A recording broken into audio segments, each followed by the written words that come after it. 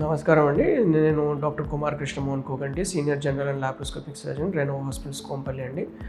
ఇంకొక సమస్య మన కామన్గా ఓపీలో చూసే పేషెంట్స్లో ఈ డయాబెటిక్స్ పేషెంట్స్ కామన్గా ఎక్కువ శాతం సఫర్ అయ్యి హాస్పిటలైజ్ అయ్యి ఉండే కారణం ఏంటంటే కాలుకి సమస్య, ఇన్ఫెక్షన్స్, దానికి వచ్చే సమస్యలు డయాబెటిక్ ఫుట్ అంటాం. సో ఎక్కువగా ఈ లాంగ్ స్టాండింగ్ డయాబెటిక్స్ కానీ, సో ప్రొలాంగ్డ్ డయాబెటీస్ ఉండి ఈ uncontrolled diabetes patients, neglected patients, వీళ్ళలో ఎక్కువగా కామన్గా ఈ ఫుడ్కి సంబంధించిన ఇన్ఫెక్షన్, అల్సర్స్, ఈ రిలేటెడ్ ప్రాబ్లమ్స్ ఎక్కువగా మనకి సర్జికల్ ఓపీలో ప్రెజెంట్ అవుతూ ఉంటారు. కామన్గా వీళ్ళలో ఏంటంటే sugars, long standing uncontrol sugars ఉన్న వాళ్ళలో పుండు సమస్య, నొప్పి తెలవకపోవడము, అంటే ఈ షుగర్ వలన వాళ్ళకి రక్త సరఫరా తగ్గడము, తర్వాత స్పర్శ నరాల్లో కూడా వాళ్ళకి స్పర్శ తెలవకపోవడం వలన కూడా సమస్య పెద్దగా అయ్యేంత వరకు వాళ్ళు దాన్ని నెగ్లెక్ట్ చేసి ప్రాబ్లం కాంప్లికేట్ అయినప్పుడు మనకి సర్జికల్ ప్రెజెంట్ అవుతూ ఉంటారు.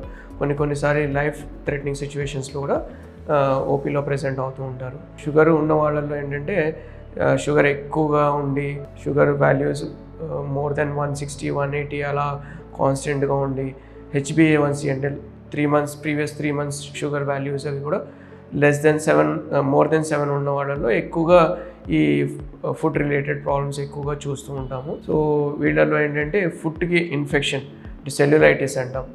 చిన్న ఎక్కడైనా కాళ్ళు పగలడం కానీ, చిన్న స్క్రాచ్ ఉన్నా కానీ అది సడన్గా కాలు ఇన్ఫెక్షన్, వాపు వచ్చేసి ఎర్రగా అయిపోవడము, వెచ్చగా ఉండడము, ఫీవర్ రావడము, కాలు బాగా వాచిపోయి వీళ్ళకి బాగా నొప్పి, అలాంటి ప్రెజెంటేషన్స్తో వస్తూ ఉంటారు.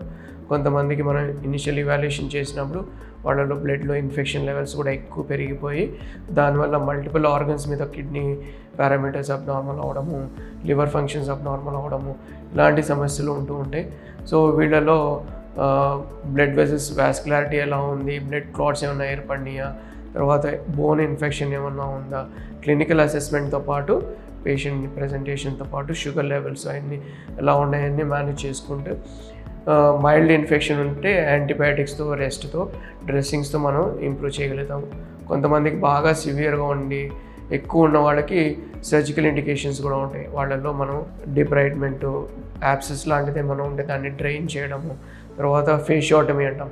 కొంతమందికి ఎక్స్టెన్సివ్గా ఉన్నప్పుడు మనం ఈ కట్స్ లాంటివి ఇచ్చి లోపల ప్రెషర్ రిలీజ్ చేసి ఫర్దర్గా బ్లడ్ ఫ్లో హ్యాంపర్ అవ్వకుండా ఫేషియోటమీ అంటాం. అది చేయాల్సిన అవసరం ఉంటుంది. కొంతమందికి స్కిన్ అంతా కూడా డెడ్ అయిపోయి నెక్రోటైజింగ్ ఫేషియాటిస్ అంటాం. వీళ్ళల్లో సో దాన్ని డిబ్రైట్మెంట్ చేయాల్సిన అవసరం రావచ్చు.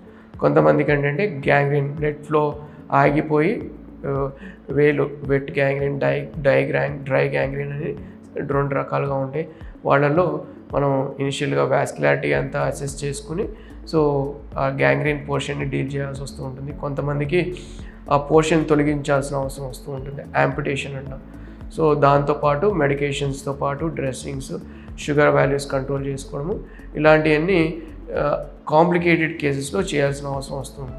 ప్రివెంటివ్ ఆస్పెక్ట్గా మనం పేషెంట్స్ని ప్రాపర్గా వాళ్ళకి ఎడ్యుకేట్ చేయడము, షుగర్ వాల్యూస్ రెగ్యులర్గా షుగర్ డాక్టర్ని కన్సల్ట్ అయ్యి షుగర్ వాల్యూస్ ప్రాపర్గా రెగ్యులర్గా కంట్రోల్లో పెట్టుకోవడము.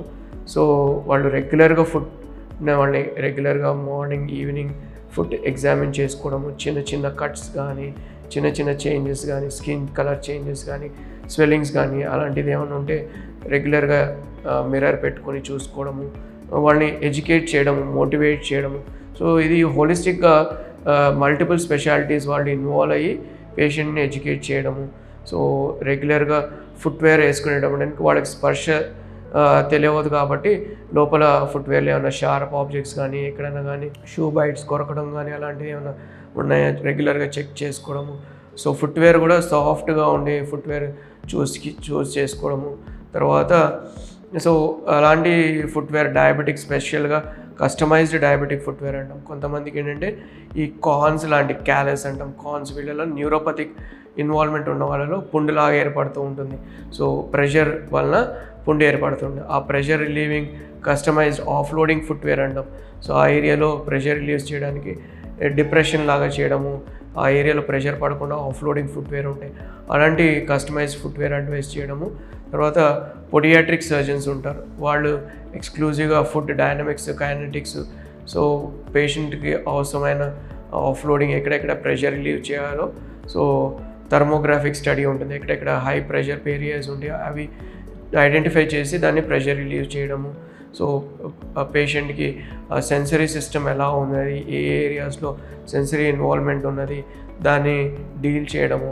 సో ప్రెషర్ రిలీజ్ చేయడానికి షుగర్ కంట్రోల్తో పాటు కొన్ని మెడికేషన్స్తో పాటు యాంటీబయాటిక్స్తో పాటు న్యూరోపతిక్ పెయిన్ రిలేటెడ్ మెడికేషన్స్ ఇవన్నీ చూసుకుంటూ ఫర్దర్గా ప్రోగ్రెస్ అవ్వకుండా అది లిమిట్ అయ్యే అవకాశాలు ఉండే కాబట్టి ప్రివెంటివ్ కేర్ కూడా తీసుకోవాల్సి వస్తూ ఉంటుందండి.